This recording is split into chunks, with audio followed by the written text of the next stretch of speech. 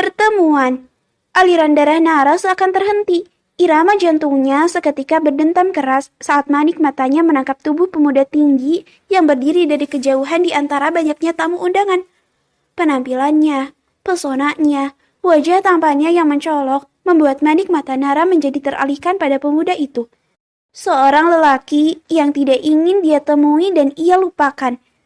Pandangan mereka bertemu. Nara membeku saat Milan terus menatapnya dari kejauhan membuat tubuhnya melemah. Kamilan, batin Nara. Oh astaga, kenapa dia harus melihat wajah itu lagi?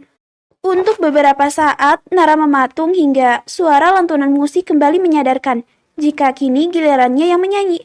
Nara tersentak dengan cepat membuang pandangannya. Dia harus bersikap biasa saja, tidak boleh terlihat lemah di hadapan Milan. Nara mencoba meyakinkan diri di dalam hati. Gadis cantik ini kembali mengarahkan mic ke mulut. Abang pilih yang mana? Perawan atau janda? Perawan memang menawan, janda lebih aduhai. Nara dan Chelsea kompak menyanyikan lirik terakhir dari lagu Perawan atau Janda. Setelahnya, sebagai penutup, dua perempuan ini kompak memeluk tubuh Vino yang berdiri di antara mereka. Lelaki terbaik yang berada di antara mereka selalu menjaga dua perempuan ini. Rindunya mereka dengan pemuda ini. Tatapan ketiganya pun teralihkan ke depan. Terima kasih, ucap Nara dan Chelsea kompak di hadapan tamu undangan dengan sedikit menundukkan kepala mereka sebagai tanda hormat. Lagi. Suara teriakan menggema di dalam ruangan. Tepukan dan sorak-sorai dari tamu undangan yang menikmati penampilan gira mereka bertiga. Ada kebanggaan mengalir dalam perasaan ketiganya setelah berhasil memuaskan penonton yang ada di hadapan mereka. Akhirnya kita dangdutan lagi, ucap Chelsea tersenyum puas dengan dada naik turun mendekat Vino. Namun kelopak matanya kembali berkaca-kaca. Iya, seru banget. Sambung Nara dengan tangan melingkar di pinggang pemuda itu, mencoba mengumpulkan oksigen untuk mengisi rongga paru-parunya. Om puas hari ini. Celutuk Vino bak om-om genit merangkul bahu kedua sahabatnya itu. Setelahnya mendesak kasar. Aduh, aku tidak bisa bernafas. Keluh pemuda ini karena Chelsea dan Nara mendekapnya begitu erat, terdengar isakan dari keduanya. Akhirnya kita bisa bernyanyi bersama lagi, ujar Nara dengan air mata haru, kembali mengalir deras mengabaikan keluhan Vino. Kalian tidak boleh pergi lagi, sungut Chelsea tergugu, semakin mendekap Vino seakan menahannya untuk beranjak. Pemuda ini menghela nafas pasrah. Beginilah dua sahabatnya, sangat manja padanya. Namun, rasa inilah yang sangat ia rindukan dari dua perempuan ini. Ketiganya terus berdiri di panggung, saling berpelukan, meluapkan rasa rindu dengan tangis, tidak memedulikan yang lain. Seperti biasa, dunia adalah milik mereka. Hingga suara dari mic pernikahan yang membuat Chelsea kesal kembali terdengar. Penampilan yang sangat luar biasa dan kini kita telah sampai pada acara terakhir, pelemparan bunga dari pengantin wanita. Ucap sang MC yang sukses membuat tanduk Chelsea kembali naik. Pelukan ketiganya pun terlepas. Mengganggu saja perempuan ini. Sejak tadi terus merecokinya, decap Chelsea. Sudah, pergi sana. Usir Vino. Dasar pengganggu, menyebalkan. Boleh enggak, lempar dia aja. Gerutu Chelsea mengusap air matanya, merasa momen pertemuannya terganggu. Ini kan pernikahanmu, saya.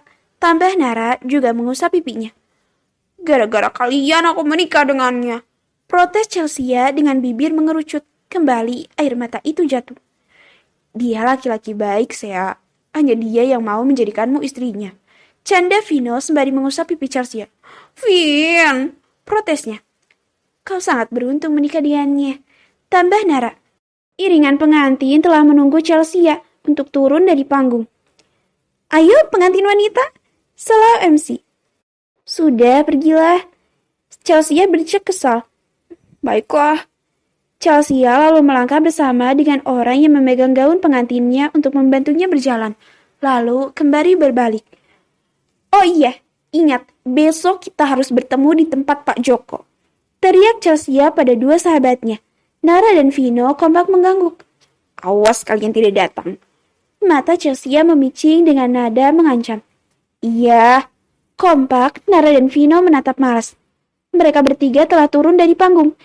Kini tinggal Nara dan Vino yang memiliki waktu untuk saling bertukar cerita selama berpisah 2 tahun lama.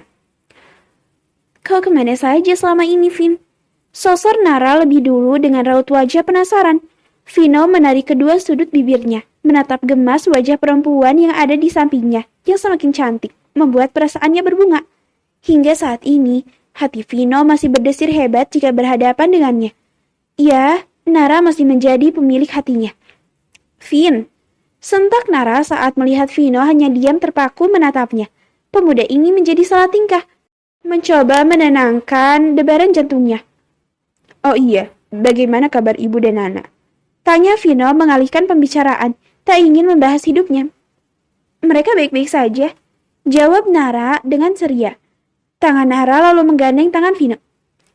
Ibu sangat ingin bertemu denganmu, kau harus ikut bersamaku. Ibu pasti sangat senang. Kata Nara dengan bersemangat, menggiring Vino untuk ikut bersamanya, meninggalkan pesta pernikahan. Emang ibu di mana, Ra? Tanya Vino. Nara menghela napas kasar, mengingat ada di mana perempuan yang melahirkannya itu. Ibu ada di rumah, lagi periksa koleksi pancinya. Desah Nara. Kenapa dia nggak kemari? Kau tahu, aku kembali karena ibu merengek untuk datang ke pernikahan saya. Ternyata sampai di sini dia malah sibuk dengan pancinya, Vin. Oceh Nara akan keluhannya tentang ibunya. Ia terbuai akan rayuan ibunya untuk kembali. Namun nyatanya, perempuan parubaya itu malah mementingkan koleksi pancinya. Vino terkekeh mendengar ocehan Nara tentang ibunya.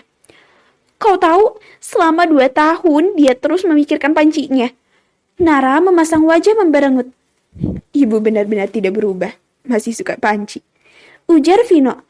Nara kembali melangkah beriringan bersama dengan Vino. Pokoknya, kau harus bertemu ibu dan kau harus membantu ibu melap pancinya. Tekan Nara. Baiklah, aku siap. Ujar Vino meraih tangan Nara kemudian menautkan dalam genggamannya. Mereka pun melangkah dengan tangan saling menggenggam. Dan kau kenapa tidak kembali kemari? Tanya Vino menatap Nara yang berada di sampingnya sembari mengayun-ngayunkan tangan Nara. Nara membisu, terus melangkah mengayunkan tangan Vino yang bertaut dengannya.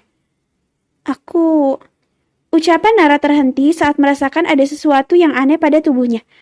Perempuan cantik ini tersentak kaget saat merasakan ada tangan kekar yang melingkar di pinggangnya. Membuat langkahnya terhenti akan dekapan itu.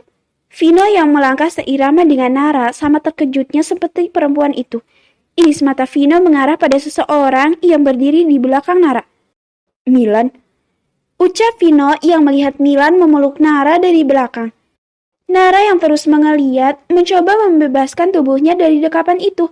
Sontak tertegun. Apa? Milan? Mendengar ucapan Vino tentang siapa yang memeluknya. Deg. Tubuh Nara seketika membeku di tempat, tak dapat bergerak lagi. Jantungnya seakan jatuh ke dasar perut. Wajahnya berubah menjadi pucat, bak teraliri darah. Oh astaga, pemuda yang ia coba hindari kini telah hadir dan memeluknya dengan erat. Kelompak matanya mulai berembun. Melihat Nara berada dalam dekapan Milan, tangan Vino mencoba menarik tangan Nara untuk kembali melangkah bersamanya. Kumohon, jangan pergi. Ucap Milan memohon dengan suara terendah, menaruh wajahnya di ceruk leher Nara, semakin mengunci tubuh Nara dengan pelukannya. Nara hanya terdiam, merasa seakan tak bisa bernafas, tubuhnya melemah. Mendengar suara itu lagi, rasa tak berdaya melumuri jiwanya. Melihat Nara yang hanya mematung dengan mata berkaca-kaca, perlahan-lahan tangan Vino terbuka, melepaskan tautan tangan Nara. Memilih melangkah mundur, selangkah demi selangkah. Setelahnya, berbalik meninggalkan Nara dan Milan dengan tatapan sendu. Memutuskan meninggalkan perempuan yang namanya masih melekat kuat di hatinya. Bahkan setelah beberapa tahun. Kini, tinggallah Nara dan Milan. Aku merindukanmu. Ucap Milan semakin mengendus ceruk leher Nara, menjalurkan cipratan-cipratan rindu di dalam perasaan yang telah lama ia tahan. Setelah sekian lama, dia bisa menyentuh tubuh ini lagi. Tubuh Nara meremang. Tangannya mengepal erat, mencoba menguatkan hati. Kata rindu, sial, rasa yang sama yang Nara rasakan di ujung hati terdalamnya. Dia juga merindukan perempuan ini, hingga ia larut dalam dekapan Milan. Maafkan aku. Lirih pemuda itu dengan sejuta rasa bersalah. Maaf. Tubuh Nara bergetar hebat mendengar kata maaf dari Milan. Tanpa sadar, seketika kelopak Nara tertutup sayu. Setitik bulir kristal jatuh membasahi pipinya. Air mata yang sejak tadi ia tahan telah jatuh.